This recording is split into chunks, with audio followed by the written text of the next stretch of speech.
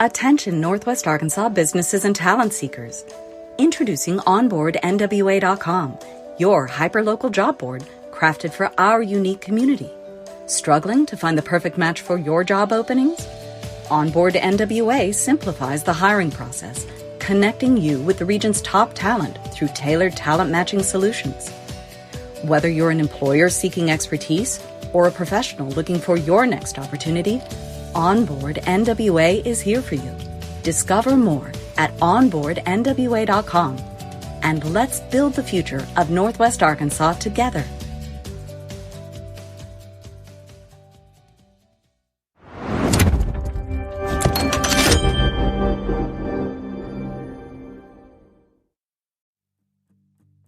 Hey, this is Gary Head at Signature Bank of Arkansas. We founded Signature Bank in 2005 with local ownership to serve our communities with the best bankers with the most authority to do business. We have succeeded in growing our bank to over $800 million in assets, including $50 million in growth in the first quarter in 21. We have 155 teammates that love our communities and the customers that we serve. We are always here to serve and eager to do so. As Chairman and CEO, I welcome your call to have the opportunity to serve you. Please call 479-684-4700 or online at signature.bank and tell them that you heard about us at I Am Northwest Arkansas.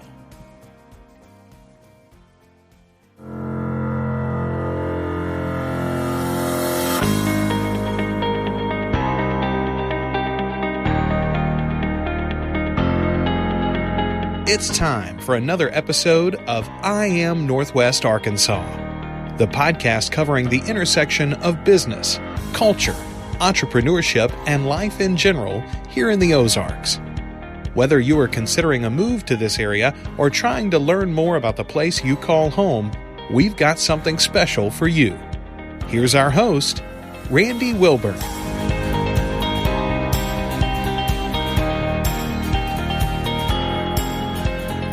Hey folks, and welcome to another episode of I Am Northwest Arkansas. I'm your host, Randy Wilburn, and I'm excited to be with you today. I have got a great guest on, and I'm sitting here with Jeff Webster, who is the president and CEO of Excellerate Foundation. I'm not technically sitting with him, and I'm using air quotes here because he is in his room at his office in Bentonville, and I'm in my room in my office in Rogers, but we are together nonetheless. And so without further ado, I want to welcome Jeff Webster to the I Am Northwest Arkansas podcast. How are you doing today? Great. Thanks, Randy. A privilege to be on this and excited to talk with you a bit here.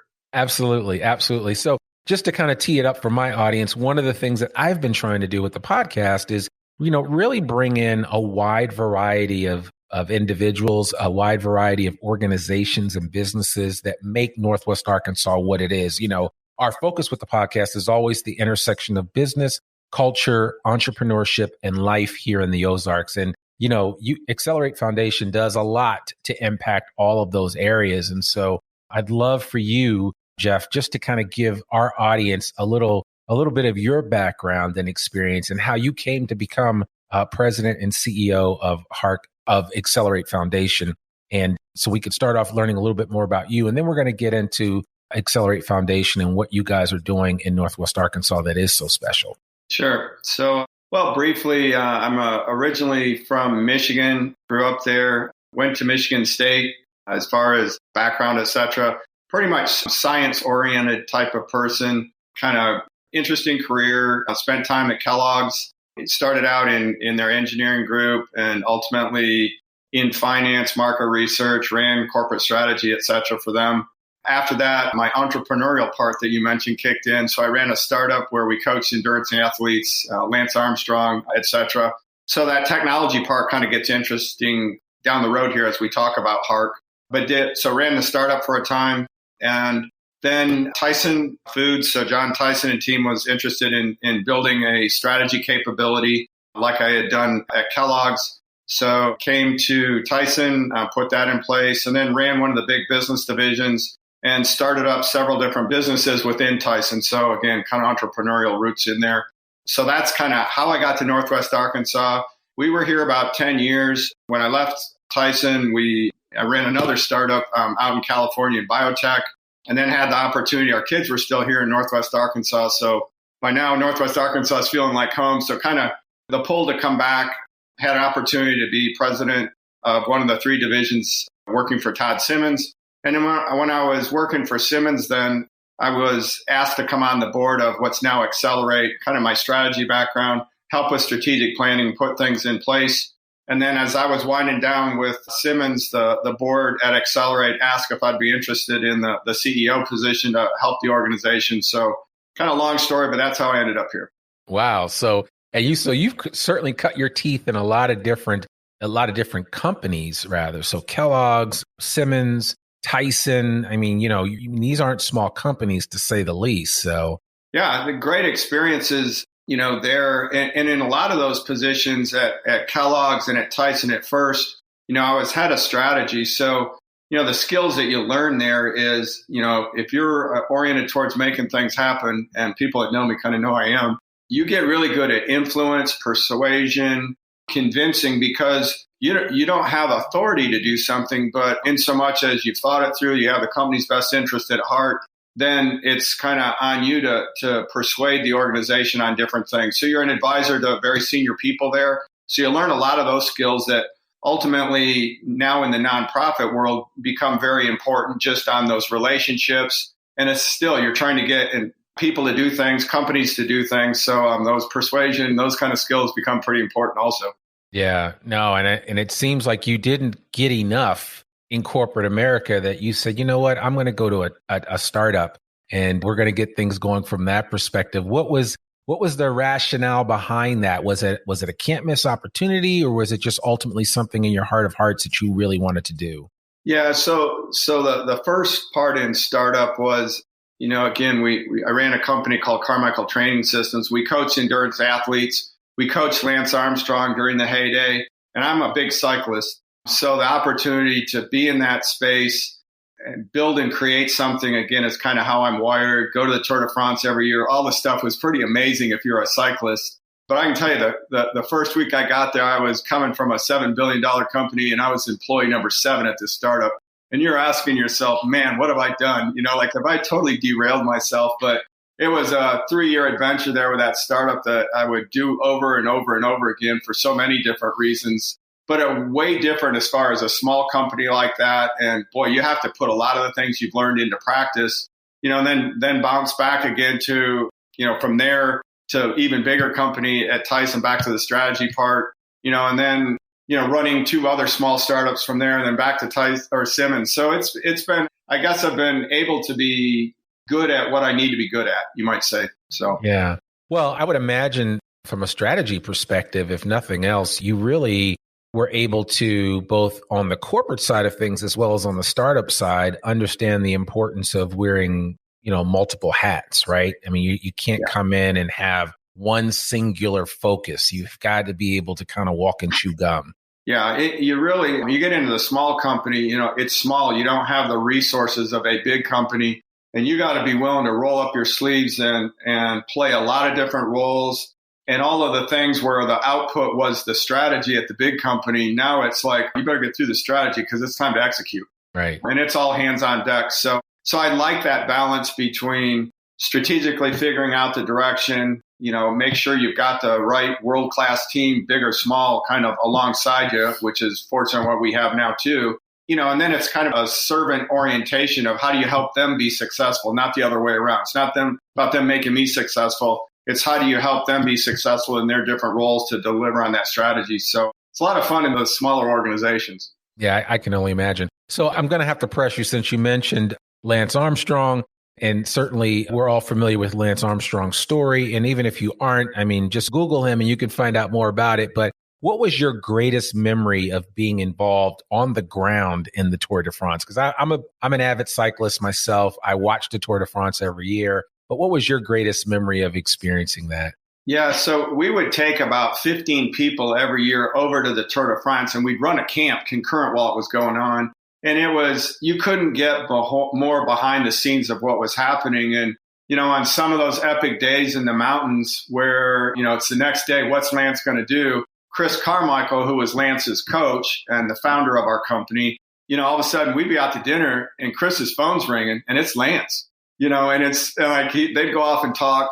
It may make you wonder, what were they really talking about now these days? But Right. if you know Lance's story, but I'm not going to think about that. But it's like, he'd come back to the table. He's going to attack tomorrow. How's he feeling? All this stuff. So it was just almost for a cyclist, almost a fairy tale type of experience of just being behind the scenes. They win the Tour de France. We're in the Opera House in Paris that they'd rent out just for the celebration. So, if you're a baseball fan or a football fan, it may not mean that much to you. But if you're a lifelong cyclist and follow cycling, and what that did for the sport of cycling in the U.S. was so huge, especially at that point. So I was very fortunate to be able to be part of that.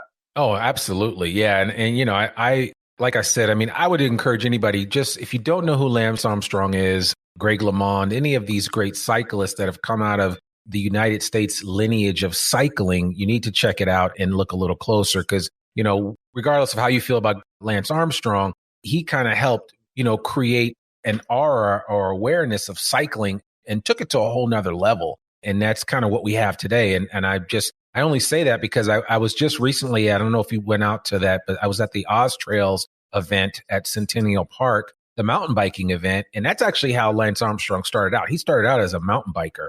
But just to see those young kids as excited as they were going around and riding around in this cold weather for an hour and just giving it their all, it was exciting to see. And I think that our place in cycling is continuing to grow here in the United States. Yeah. And what was funny for me, so all of this we're in Colorado Springs where we lived and all this going on. And then when got the call, if you will, from Tyson and we're moving to Arkansas, and keep in mind, my son and daughter, my daughter was high school state champ and my son was state champ also mountain biking Colorado. And we're moving to Arkansas. And the big letdown was there wasn't any cycling in Arkansas. And it's just amazing what the place has become now. It's just, you go anywhere around the country and you say kind of Bentonville or Northwest Arkansas and people instantly know where you're from. And if they're cyclists, man, they're like, can I come stay at your house and everything? So it's just like you said, that the transformation on so many different dimensions of our area. But I just never would have seen the whole cycling thing coming as we moved here. It was going to be a big disappointment on what we were living or leaving. And look what it's become. So, yeah, you could argue and say that, Northwest Arkansas is one of the meccas of cycling. Absolutely. In the United States. So I could go on and on. I don't want to be a cycling fanboy about this area. But for those of you listening to this podcast and you're from another area, you're thinking about taking a job with one of the big three, or you're coming here to go to school or whatever, listen, bring your bike, bring your helmet. We will leave the light on for you because you will enjoy yourself when you get here. You will not be disappointed. That is for sure. So, Jeff, I want to talk about just your, kind of some of the causes that you have found yourself gravitating towards and how you've been able to kind of fulfill that as you kind of transitioned from for-profit to nonprofit. And what was that like for you? How intentional did you have to be in order to kind of move over thinking from a for-profit perspective to a nonprofit perspective? Or is there any difference for you as far as that's concerned? Well, there's a lot of big differences. And, I'm kind of faith-based. And so in the midst of this, I really kind of feel like I say to myself, God had a plan for me in terms of helping people. And you know what? I'm going to build all these skills into you, Jeff. And it's been an amazing career and all this kind of stuff on the business side. But it's like during that journey, you don't have the right heart for people like you need to have. Yeah. And so you're going to go on another journey. And it's been very difficult. I won't go into all of it on the family front, but we've been through things that I'll tell you, put you on your knees, bawling like a baby, that just makes you soft for people, a heart for people, caring for people. I have a wife that, what does she do? She walks the greenway with our dog looking for homeless folks. Yeah. Just so that she can literally in our car, taking them, it's kind of scaring me sometimes, but taking them to Walmart, helping them, etc. So that's just kind of the family side of me. But a lot of these experiences I went through just helped me. I had big positive things happen and then some pretty horrific, hard things. But there's so many people that don't have those big positives that I went through that just have hard things every day. So, my intro of all these things I've done in the business community, it's fine and great. And they're all about, corporate America and capitalism and dollars for shareholders and all that stuff. But I wake up now every morning and, none of that stuff to me mattered. It was great and it's kind of important, but what I do now matters. I'll be down at Seven Hills and, you see a homeless guy come in about my age on crutches. He's got an infection in his foot, may need to have it taken off. And when that guy says, the intake person, is there a reason I should have any hope? And man, I turn my head, tears are coming down. And at the end of the day, that guy's hope is in me. And I don't mean that arrogantly at all, but I've got business skills. And man, when you're all of a sudden in this nonprofit world, you have the ability to be the voice of these people that they have no voice. And that's certainly not disrespectful, but they don't have the credibility and they can't speak as a group, et cetera. So man, when I wake up every morning, it's crystal clear in my mind who I represent, why I'm here, what I'm out to do. And man, that is so much more fulfilling. And it's so much more important than any job I've ever had before. So, it's been a journey to kind of get me there, but it's pretty clear for me now. Yeah, no, I hear you 100%. And, as you were saying that, all I could hear is a song in my head that I've heard over and over again, that you can be a help to the helpless and a voice for the voiceless. Yes. And I think that definitely resonates with me, as I know it does a lot of people in this community. And that's one of the things that I wanted to talk about in terms of, just kind of getting into the large philanthropic movement that exists here in Northwest Arkansas and all those organizations. And you mentioned Seven Hills, which deals with homeless people that are struggling with homelessness. And I've seen some of these homeless encampments down in South Fayetteville on the way to Mount Kessler. It's as I'm on a very expensive bike, but I run into people that, that's just kind of the duality sometimes that we have to experience. And I know a lot of times people like you to sugarcoat or gloss over that, but it is the reality of where we are today. Yeah. And it would always be a shame if you just see that and never respond to it, right? Yeah. And figure out, well, what can I do to fix this, right? I have a roof to go to.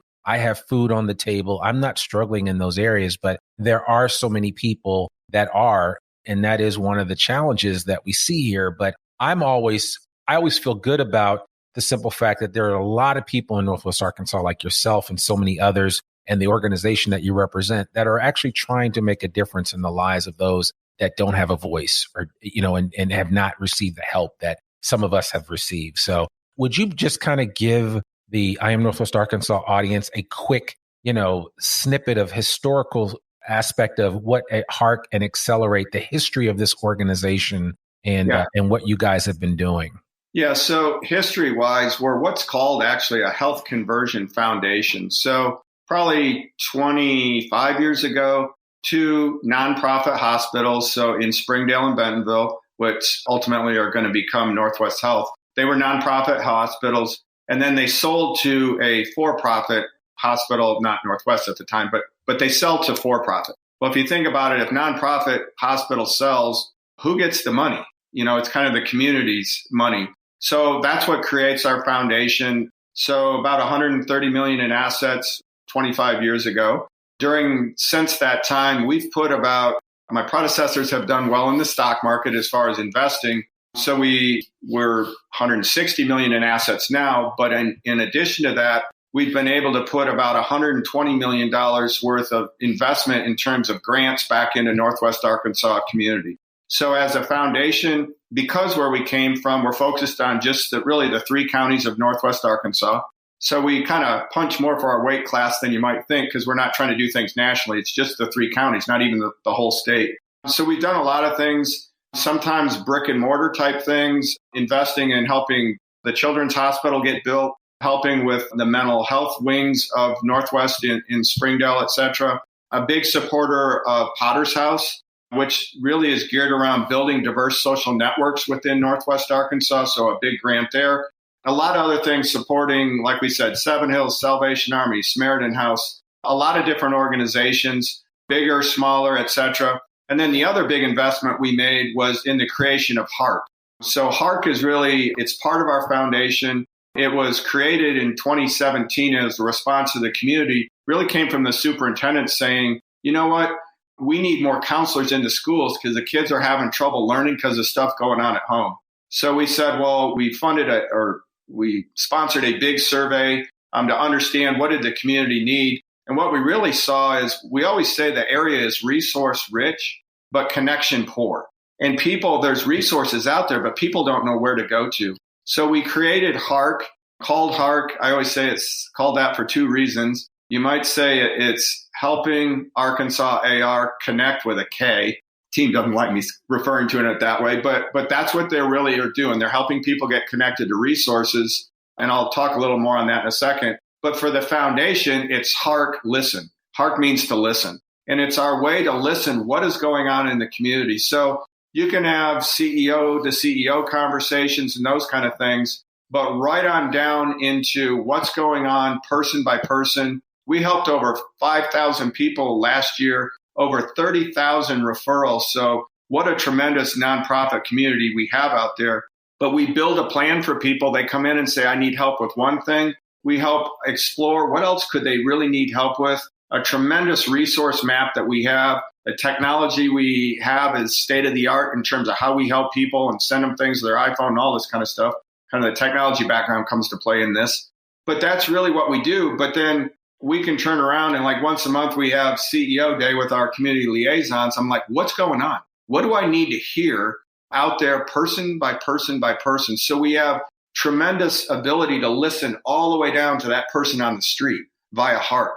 And we're very analytical. So the database that we have, we can see patterns emerging in terms of gaps that the community has, that then the foundation can go, oh, we see a missing node, as we call it. There's a gap, something that's needed within the community. So now we can start to know where to make these grants, because those grants then support the gaps that we're hearing from Hark, our listening organization. So that's how Hark fits into the foundation and what it does for the foundation. I can talk here in a minute on what it does for the community. Okay. No, and that makes perfect sense. And it's almost like you guys are a sounding board for the challenges that exist that maybe not everybody is aware of. Yeah, I mean, and it guides then our investments. You know, we still respond to someone coming in and, hey, here's a need that they have. Is it on strategy for us? We kind of vet those and we make grants. So we're listening that way. But it lets us see things where people are coming to our community liaisons, I need help. And then they turn around and go, there's no place to refer them to. So then we might talk with an organization, hey, can you expand and put this in place? Or should we make a grant to build something? So it really does help us listen to the community and then guide our grant dollars, if you will, back to the community. Yeah. And so, and then the individuals that you're really trying to impact with all this, and I know you guys have defined kind of the scope of the target population for Excellerate, is that you call it ALICE, but they are employed, but at high risk of financial instability, also known as asset limited, income constrained employed, or ALICE. And then you go on to cite a statistic, which as I see it, I'm like, wow, okay, 67% of jobs in Northwest Arkansas pay $50,000 or less, and our area median income is $62,000. And so, I mean, that is, and I know that those numbers are changing on a regular basis. Yeah, so I would in fact say if there's one important thing to take away from our foundation is, you know, we went through this during our strategic plan. Yes, get focused on these upstream social determinants of health. So we're in health, but it's the things that you want to work on the social side so you don't end up with a bad health outcome. So that's one key part. But the other part is our mission always said, you know, to help create a Northwest Arkansas where all people thrive. And quite honestly, as soon as you say all people thrive, that means a certain population thrive and a lot of folks get forgotten. Yeah. And so we as a foundation stepped back and we said, if you look at the vision, it's much more around an equitable Northwest Arkansas. And we really are focused on an income band household income between $50,000 down to $20,000. So I can tell you one thing, you know, kind of while our current board and I'm there, is we're not going to forget these people. These typically are folks that make up all of who we are. Think of what you just said. 67% of the jobs are paying $50,000 or less. Yeah. Right. So they're folks that are everywhere. They work at the restaurant. They work for me. You know, our community liaisons could be in this bucket. They work big time at the school systems, firefighters, you know, police officers, bank tellers. It's all of these folks that a lot of them, if that's their household income, that study nationally will now say that it takes about 14 months of income to support themselves for 12 months. And so what happens is people want to think about the homeless, as we do. I talked about the investments we make there. And everybody wants to create great things that everybody can come to and enjoy. But there's a huge population that can't afford to come to those things. And it's not about the admission price. They need their gas, to get to work, et cetera. And so that as a target population, it's interesting when you look at people of color in that space. So there's a big emphasis by our foundation in that sense too. But it really starts with that income band. And then what are the things that we can do to help folks that are in that income band get stronger in that and step up from that band into a higher income band for a better future also. Yeah. And that's the thing. It's not to create a situation where people are comfortable in their current state. It's that there are, you create new opportunities for them to step into. So, yeah. So can you tell me a little bit about the Catalyst Fund, the $2 million that you guys distributed in 2020? Yeah, so that's a great example of what we mean by Hark and listening. So, Hark is out there doing what they do, meet people where they are, build a relationship, understand what they need. And then we start with 10 social determinants of health. So that could be mental health things, transportation, legal things, food, etc. We break that down to 50 dimensions below that. We have over 200 solutions we identify. And then we have thousands of providers that can all of a sudden help with those solutions for those needs. So that's Hark out doing what it's doing. And we would also meet people like at Salvation Army, and you'd meet folks and go, how did you end up here? They have a master's degree, or they, degreed, et cetera. How did you end up here? And you'd hear these stories of, well, you're not going to believe this, but you know what? My car battery went out. And when the battery went out, I couldn't get to work. And when I couldn't get to work, I'd had some kind of challenges before, and all of a sudden I lose my job. And then this spiral starts. And the next thing you know, you meet them at Salvation Army type thing. So the belief was, God, this Catalyst Fund, if we could help them with those types of things, or somebody is sitting there in an apartment, a lot of times 2 families living in an apartment. That's what's going on here, folks. And but they got a better paying job. And if they could just come up with first and last month's rent, they could get into this apartment. So Hark is telling us that. So we said, okay, we're going to create this Catalyst Fund. We did it jointly with Walton Family. When COVID hit, we both put $1 million into this. So we worked side by side with them.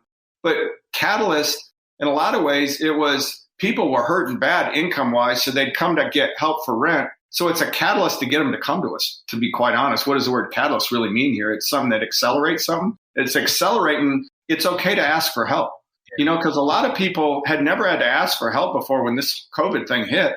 And all of a sudden, they don't know where to turn. And they didn't know there were resources out there, even though the community is resource rich, connection poor. So we're connecting them to these things. So, huge success in terms of we gave out that $2 million to a lot of different families in Northwest Arkansas. And it was a huge undertaking just administratively. So here come the business skills to play. So we're not handing people cash or a check. We have to track down the landlords, get their W-9, it's rental income, all the stuff we got to keep track of, and then distribute the money actually to the landlord on their behalf. So that was last year's experience. And, we thought things were kind of going to settle down a bit. Well, then the good news is that experience that we gained, we saw that there was federal money now available. And so this is another important part for people listening. Federal money as part of CARES Act type related dollars. So it's emergency rental program where we said, hey, Benton County, there is $8 million available if you guys apply for this that can help people that are behind in rent. And then Benton County said, we don't have any way to distribute this. And so we said, holy cow, be careful what we just suggested. So if we don't distribute it, they're not going to even ask for $8 million. And that's $8 million is not going to help the people in Northwest Arkansas. So we kind of said, you know what, it's almost like morally, whether we want to or not, we got to do this. Yeah. So we've partnered with Benton County. We've given away, I looked today, about $1.2 million so far. But we can help as many as 12 months of back rent, pay current rent, 2 months forward rent, and the same thing with all utilities, et cetera, and both for a person. So, our biggest issue right now, Randy, to be honest, is getting exposure and letting people know this because what's the catch? And there is no catch. But people, they're proud of what they've accomplished in life. But man, all of a sudden they're in a situation and should I really ask for help? And what does that mean? And so I don't create the government policies. It's there, whether you like it or not, it's there. And our goal is, how do we make sure all that money gets into folks in Benton County? That's where we're distributing. Similar program for Washington County.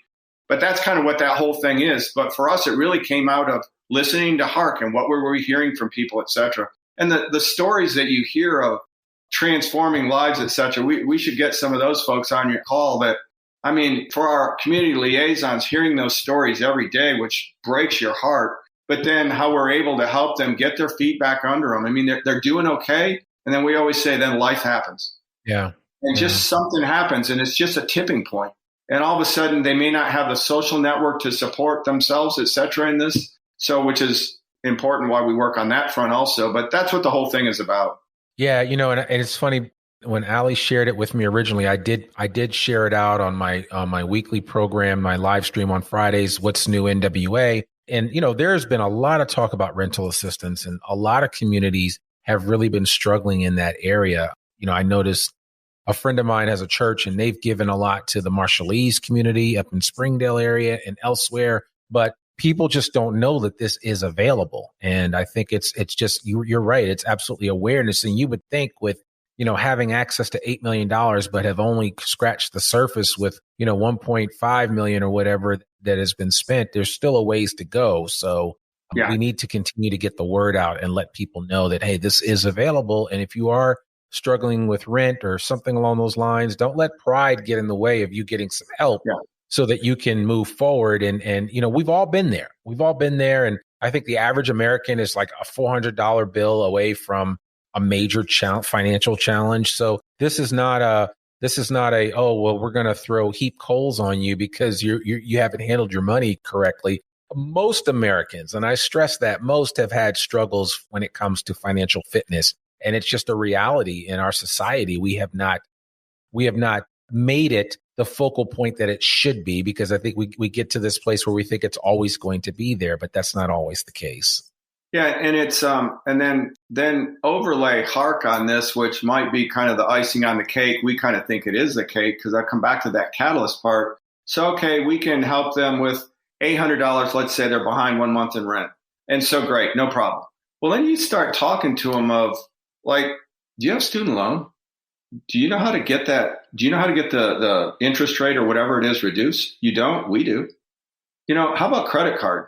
Everybody's got credit cards.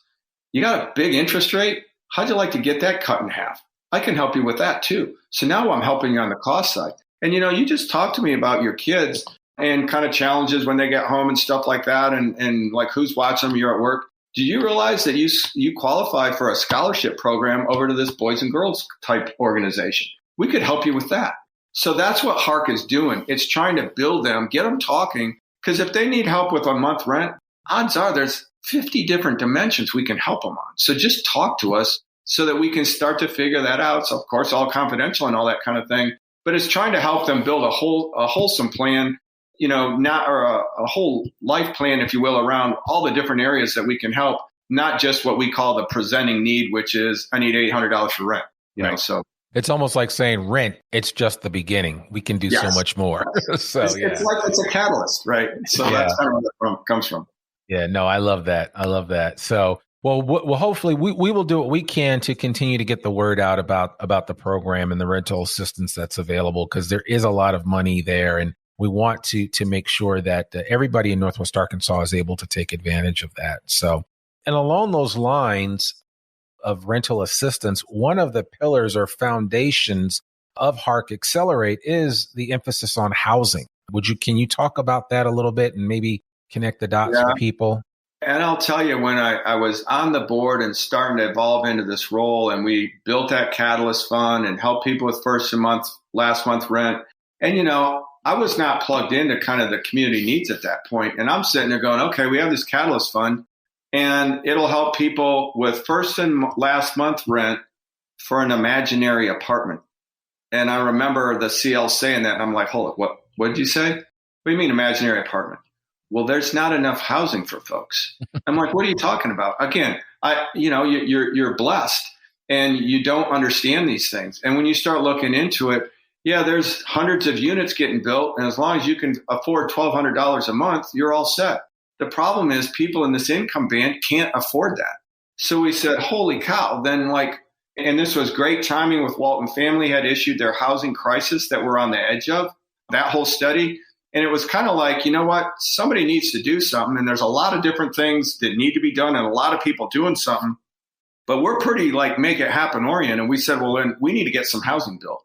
So we figured out kind of what is the different forms of federal dollars that can support nice apartments and developments. Who knows how to do that? Who knows how to navigate and get that money? And then we don't want to just build a brick and mortar building. We want to build community there. So envisioned a lot different type of setting, if you will.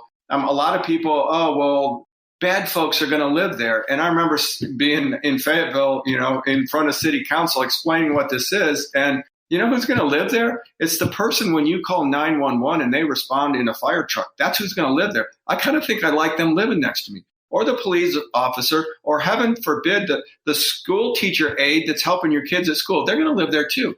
Oh, really? So people don't realize what we're talking about. But then when we start talking about building a community, so all of a sudden you have food people, the big food manufacturers going, well, maybe there's a way we can help on discounted food. All of a sudden somebody says, well, wait a minute, you need a piece of land? We'll donate the piece of land. And all of a sudden the architect's saying, well, we'll do this design pro bono.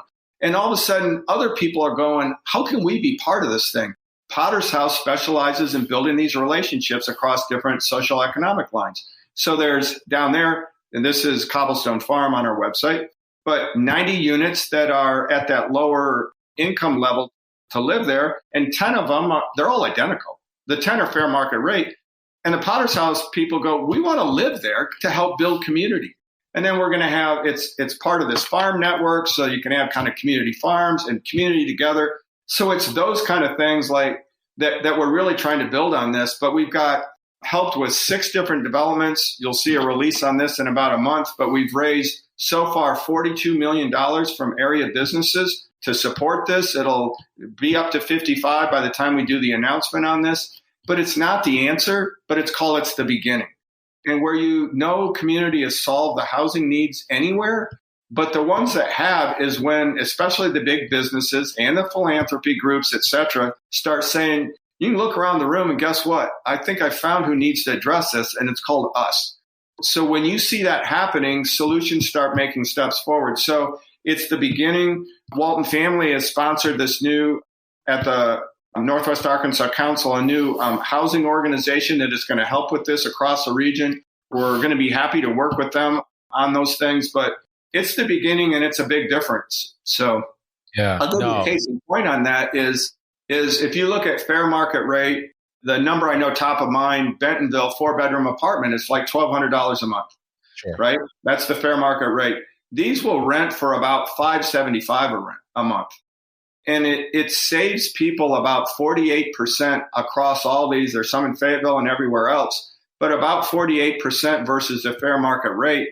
And those rates are locked in for 35 years. So when you tumble the whole math on this thing, it's $75 million worth of savings for the people that live there over the course of that 35 years. So that's making a difference in people's lives. So how do we do more of those things? But it's kind of like rally and step forward and do what we can. So, and certainly you got your work cut out. I was talking to Keaton Smith, and he's with Iberia Bank, but he's also working on a number of housing related issues here in the Northwest Arkansas area. The Urban Land Institute is as well, and so there's a lot of really smart people in the room with you guys trying to come up with some solutions for how we make the housing affordable for everyone, because you're absolutely right. The last thing you want are for people to be commuting from 50, 60, 70 miles away to come and work in Northwest Arkansas. That doesn't make sense because, I lived in Boston for 17 years and we experienced that because people couldn't afford the city. And that was just, that's just what it is. So if nothing else, I think we're being proactive about trying to solve these problems now before we realize that growth that we're going to realize here in the next 15 to 20 years. Yeah, exactly. I know you'll have a lot of people from big cities come here and they'll say, with big institutions, and do you all realize what a special place you have here? And you really need to take the steps to make sure that you don't go down the same pitfalls that other areas have. So, and it's still early. We've got the right size companies and foundations, and it's everything you said. This is not going to be solved by one entity or one person or something like this. It takes all of these things working together. But I mean, the first thing you got to recognize is we need to do something here, folks. And you can see that there's momentum gaining around this. So it's exciting to be part of it. Yeah, absolutely. Well, as we get to a close, and I certainly want to be respectful of your time, but you shared so much. I wanted to just get some closing thoughts about, kind of like the motivation moving forward for the organization, and what are you hoping to accomplish in the next couple of years outside of the things that we've just mentioned? Is there anything else that Hark Excellerate is hoping to put on their plate and try to solve? Yeah, I mean, there's things in that social support. A lot of ways, Hark helps people, will always help people. There'll always be people that need help. But a lot of times it's happening because they don't have the right social network in place that can encourage them to maybe take that class or go to college and those things. So we've got a thrust around that as well. It's a bit of what we're doing with Potter's House, et cetera. Other things we're doing in education is supporting what's called Arkansas Better Chance. So that's ABC pre-K. So we've done about $12 million across the last 6 years there, helping kids that are, again, in that target income band. And it's huge. If they're not in a pre-K program between 3 and 5 years old, they can get behind. You can see it in the tests at 4th grade, 7th grade, and they don't catch up. So that has been a big emphasis for us. But all of those things are kind of things that we've been working on and are working on. The big thing that we're looking for as we look forward is we talk about that Alice population, if you will. What about helping them get better skills so that they can get a better job? So it's a little bit stay tuned with us on that. There's things in the works that we're really going to pick a sector, likely the healthcare sector. It's kind of where we came from. But how do we help people, that I missed my window to go to college or something like this, or I'm a single parent and like, how would I ever take classes now because I got a little one at home, et cetera. So we're envisioning a program that can help with, think of what Hark can bring, but the wraparound part, help with daycare, help with transportation, help with scholarship dollars, et cetera, so they can get upskilled into a better paying job that then sets them up for a better life and sets their family up for a better life too. Because as you see people improving themselves, there's a high percentage. So it's systemic, big word, but it's multi-generational where it helps the family move forward as well. So that's kind of the big thing that we have on the horizon that we want to push forward next. So yeah, I like that. And certainly if you can do the things that you mentioned in terms of removing those barriers to entry, well, then you won't get any pushback and people will be like, well, I don't have any other excuse. I need to do this. Hark Excellerate has made it possible, and that's huge. So yeah, I appreciate that. Jeff, this has been great. Thank you so much for giving our audience here at I Am Northwest Arkansas and those maybe that are coming to this area. Listen, I got to tell you, you're going to come into good hands because there's a lot of people like Jeff and his team at Hark Excellerate that are constantly thinking about ways to make Northwest Arkansas the best place possible to live. So you could do a lot worse by going somewhere else. But I think if you come here, you'll be in good hands for sure. So Jeff Webster, thank you so much. If people want to reach out to you, whether they need help or whether they want to help, what's the best way for them to do that? Yeah, if they need help, the best way is harknwa.com. And otherwise, there is info at acceleratefoundation.com where people have ideas, want to help, different ways, et cetera. That's the best way for that to come in. Randy, you might want to make sure you spell Accelerate for them. Yeah, I will. And we're going to put all this in the show notes so that people can access this. So you'll be able to go to the show notes for this particular episode and contact information for Jeff and his team and all of these website addresses and everything that's been mentioned and referenced in this particular episode will be on the show notes. So I encourage you guys to go over to IamNorthwestArkansas.com and then just type in Hark or Accelerate, and you'll find all the information that you need to find for this particular episode. So that won't be a problem. So finally, I mean, with somebody like you that, you've lived multiple lives in corporate America, you've done so many things. If there was one book that you would recommend to someone, maybe a young upstart, somebody like a younger version of yourself, what would you recommend to them to read just to kind of gain some insight and perspective as they move forward in their career? Boy, that's interesting. A lot of different ones kind of over time. I mean, strategy emphasis, competitive strategy. Michael Porter is kind of the hallmark book that really built my whole strategy background. You know, the principles in Good to Great are also important for the individual and the organization. And there's also a nonprofit version of that our board just got done going through as well on how do you think about that in the nonprofit sector. So there'd be a few I'd think about. Okay. All right, cool. And is there any quote that you live by? Oh, I don't know a single quote. You know, I mean, as a kind of a leader of an organization, I always, you know, you want to surround yourself with people that are better than you on every dimension. So I always kind of say A's hire A's and B's hire C's. So, I mean, you want to don't be afraid of getting people that are better than you on every single dimension, you know, and then your role is kind of the lead in terms of helping understand where to go, make sure they have the tools that they need, and then support them in being successful. That keeps building an organization stronger and stronger as compared to if you start pausing because, well, if I hire somebody and they're actually smarter than me, and then maybe I'm going to look bad. And don't fall into that trap. I mean, the stronger and stronger organization that you can build, you know, you're in a leadership role for a reason, and build that strong team. I want everybody that works for me, and they're all better than me on lots of different dimensions. And then pick folks that are different than you. You know, I've had early in my career, I'd always have, I'm going to hire somebody that can complete my sentence because it's going to be easy and they'll get it and everything else. And that's fine. But boy, when you build in people that are different than you, different life experiences on all kinds of different fronts, it can be harder. But boy, the strength of what you have is so much stronger as a team in terms of what you do. It's last thing I'll say as far as what makes our where we are unique is we're like a Venn diagram of these, meaning these three ellipses. And one of them is the business folks, such as myself. One is social services, and then the other is philanthropy, right? And it's kind of like, well, which one's most important? You might ask me, right? And I always say, well, that's kind of like, let's envision those three circles is in the human body, a heart, a brain, and a liver. Which one's most important? I don't know, but you pull any one of them out, it's called you're dead. And so the way our team sees things is, like, if you ask me what's the most important, I'd say the other two. And the people that are our real philanthropists, they're going to look and go, no, I think it's the other two. So we've got a healthy admiration for the other folks on our team because they know how to do stuff I don't know how to do. And without them, we're in trouble. So it's trying to build a culture that, and I think we have that. I always say we have this tremendous culture and all I did is not mess it up, but respects each other, admires each other, appreciates each other in that sense. So there's a bit on who we are as well. I love that.